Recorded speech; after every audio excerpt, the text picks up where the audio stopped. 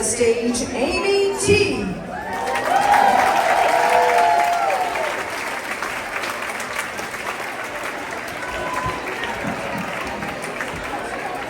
Amazing, amazing. Good evening, Beverly. How are you?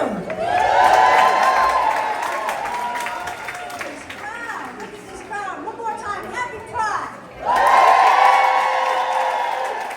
That's the energy I want. That's the energy I want. I love Pride. I love Pride. I met my now wife 15 years ago at Boston Pride. Thank you so much. Thank you. I appreciate the support and the applause because this is my third marriage. Killing it in life. I joke about being married 3 times, but like honestly, the sun rises and sets on this woman. Like I absolutely adore her, and I tell her all the time. I'm like, honey, I feel like the universe tailor-made you and hand-delivered you to me. I know, it's such a good line. Honestly, you need to put that one in your back pocket. It's a good one. You find yourself single again, you can use it. Don't try to use it tonight. And it'll get awkward, she'll be thinking about me, and it's just weird. But I know I got it right. This is how I know I got it right. The second date, I found out my wife was a psych nurse. Yeah, absolutely.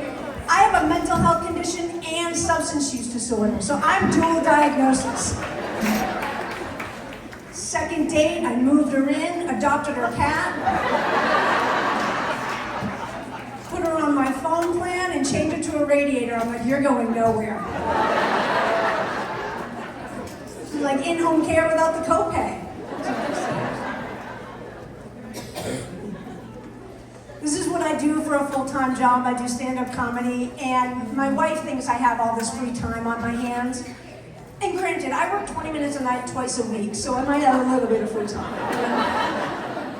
But she doesn't understand how long it takes to do nothing in a day.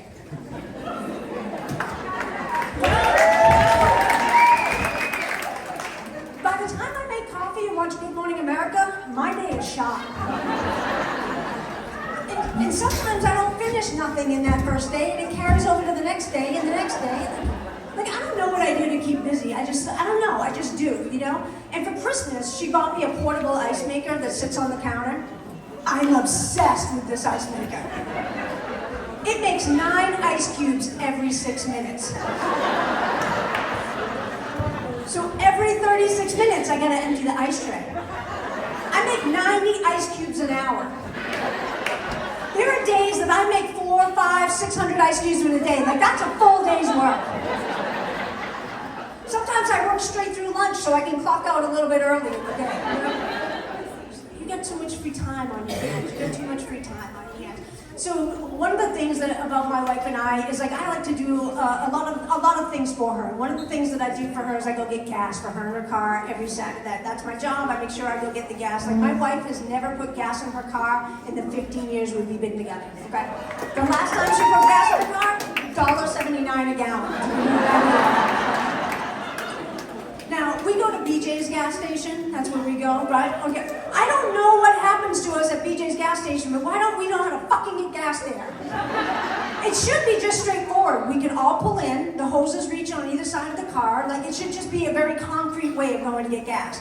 But when I go get gas in Ward Hill, right, what happens is everybody pulls into the gas pumps and they stop at the first 2 pumps. And then it goes back, 3, 4 cars, and it starts backing up into the parking lot. It makes me insane. Insane. Because if you would just get off your phone and turn your head slightly to the left, there's 10 more pumps that we could all be getting gas at the same time.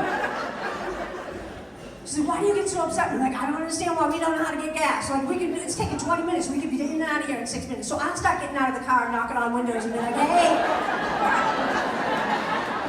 It's an open pump.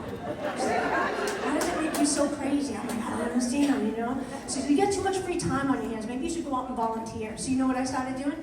I went and got myself a green vest. Yeah. Monday, Wednesday, Friday, 9 to 1, I direct traffic at the BJ's gas station.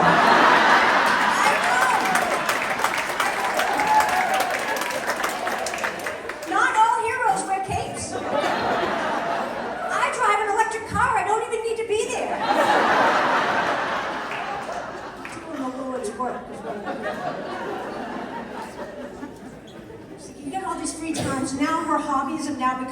chores and I don't want these jobs. Okay? Her hobbies are birds and plants. Is that what happens when you turn middle age?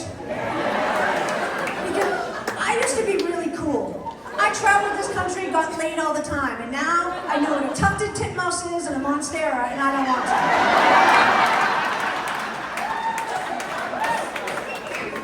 to. So come home from work and like, did you water the plants today? No, I don't want that job. Like, I mow the lawn, I'll shovel the driveway, but I'll clean the house, but I don't want to water the plants. It's not the job I want. But if you're asking me if I changed the water in the dog bowl, then yes, I watered that plant. That's right next to it.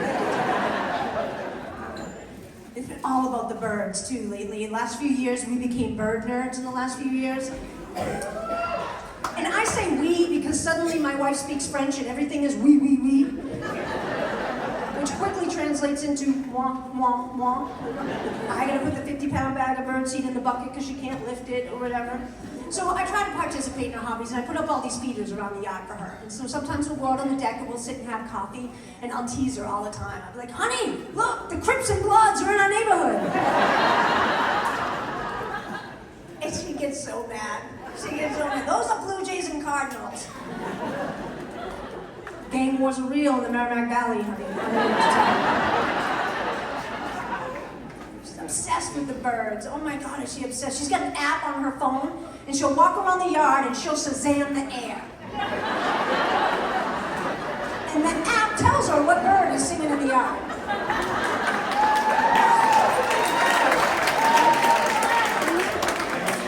And she gets so excited, she's like, honey, there's an American goldfinch singing in our yard. And I'm like, I don't give a shit. Everybody knows that birds aren't real, they're government drones.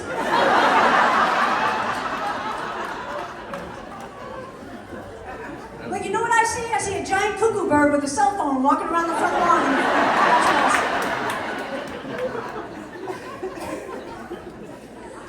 I think the honeymoon phase is over in our relationship. Now she tells me it's the stuff that's wrong with me now. Did you all know I'm an asshole?